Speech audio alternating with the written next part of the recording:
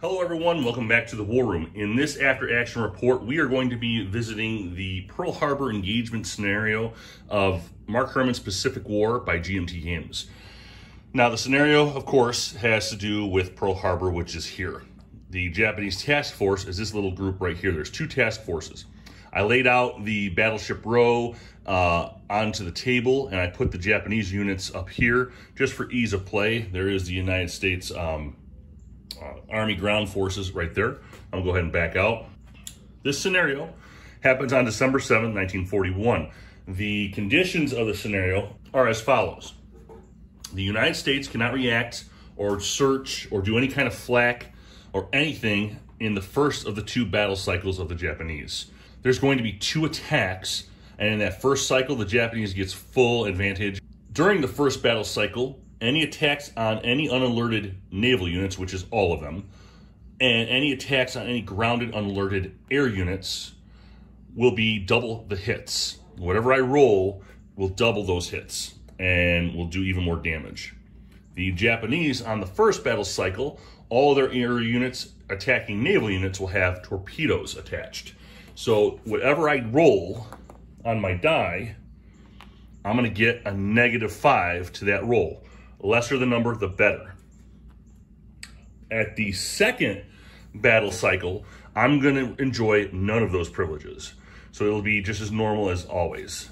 The Japanese objective is to get 4 hits on 6 out of 8 battleships.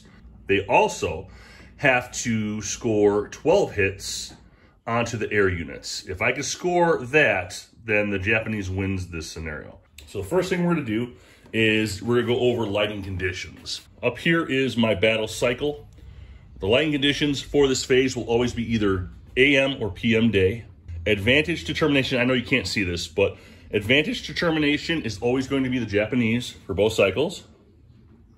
Advantage movement. I can move my task forces closer or further away, whatever I want to do. I'm not going to move them at all. And finally, advantage air mission. I'm going to select Oahu as my target. I don't know if you can see that. Airstrike.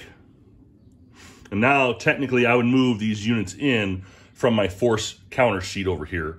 But again, I already set that up. So I'm going to be moving units in here and here. Now, this is not a tutorial game, but I am going to explain that when you're doing an airstrike and you're moving units in, for naval units, you have to evenly, you select how many ships you want to hit. I can just hit one ship or I can hit several.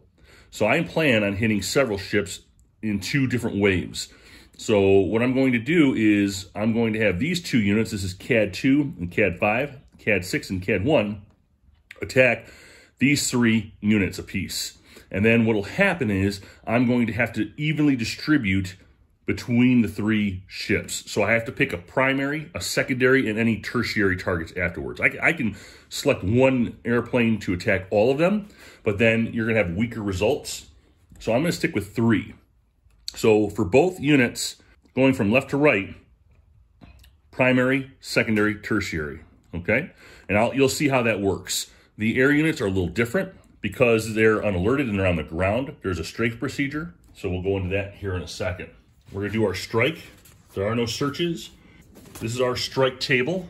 So the first unit I'm gonna take is CAD 5. Now CAD 5, you see that blue 8? That is his anti-naval. He's one of the guys attacking the first naval group. All right, that's 8. 8 is the modified strength. I'm going to roll the die, and I'm going to -5 to his roll because it's the first battle cycle and that's his benefit. Now, because of this first cycle, whatever the hits are, I get to double them too. So it's also another added bonus. So here we go, 8. I rolled a 6, minus the 5 is 1. So 8 to the 1. It's gonna be that yellow bar. I don't know if you can see that okay. And we're gonna slide all the way down to here, 4, which is air versus naval. There's an F near that air, that's fighter. Okay, so that's gonna be 4 times 2 is 8. So I'm gonna go ahead and distribute the 8 hits to this first group. So again, primary, secondary, tertiary. 1, 2, 3, 4, 5, 6, 7, 8. All right, so it's going to be 3, 3, and 2. So let me go ahead and grab those units. I'm going to go ahead. I'm going to use this next guy that's CAD 2, but he has a little bit of a condition. He has one less. He has a hit. It's not a hit marker technically for him. What it means is that he has one less step. Every air unit has 6 steps when they're full, okay? Each step is about 12 to 15 airplanes. He has one less, and it's not because he was damaged. It's because the Kaga doesn't carry that many steps on the carrier. So he has one less. So that 8 becomes a 7. So I'm not going to keep carrying you over there. I'm just going to go ahead and keep going on. I'll tell you what I got. He rolled a 7. Minus 5 is the 2. And he's a 7. So 2, that's 3 times 2 is 6. All right. So everybody's going to get 2 more added. I'm going to go ahead and move these guys back off the board to show that we've attacked. And now we've received 3 out of the 6 necessary conditions to win the naval fight. Now we're going to go to CAD 6. He is an 8 as well. A full 8. 3 minus the 5, it's 0. So 8 and 0, that's pretty good. That's 5, that's 10 hits. So that's 3, 6, 9. 1, 2, 3, 4, 5, 6, 7, 8, 9, and 10. So it's going to be 4. He'll go back. And then same thing with this guy here. He has only 7 because of his one less step. 4 minus 0, so 7 and 0 is 8. So I'm not going to even put the guys on here. We're going to go ahead and just mark them all off. They're going to have more than 8 on here. So I have made my conditions. They're done. Next, we're going to do the air. So air has a little bit of a speciality. They have a strafe, okay? Because they're unalerted and they don't get to attack, I get to use a special segment on my combat results table, and I still get to double those points as well. So let me roll. He does not get the -5. So it's 4. Strafe combat, unalerted ground. It's 2 times 2. It's 4. 4.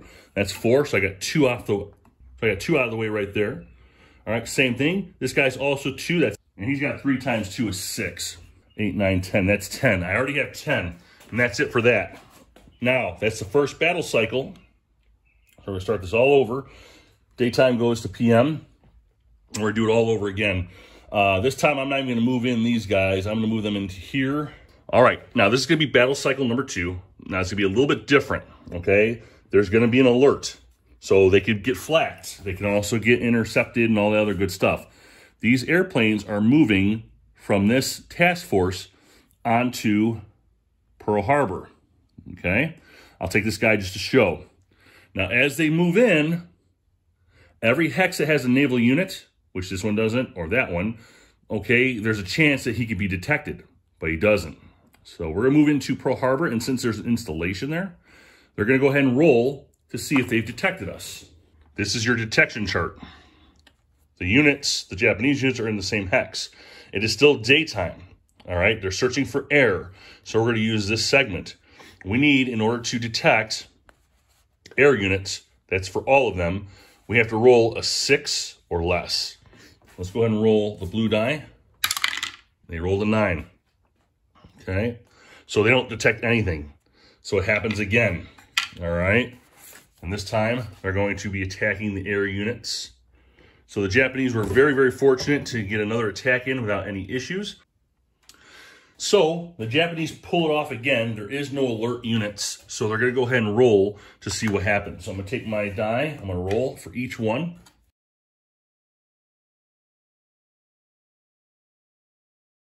So unfortunately, in this particular engagement, the Japanese forces did a very good job. They weren't detected on both battle cycles, and they accomplished their mission well over. Guys, thank you so much for being here. I appreciate you joining me just to kind of show you this after-action report. Have a great rest of your day.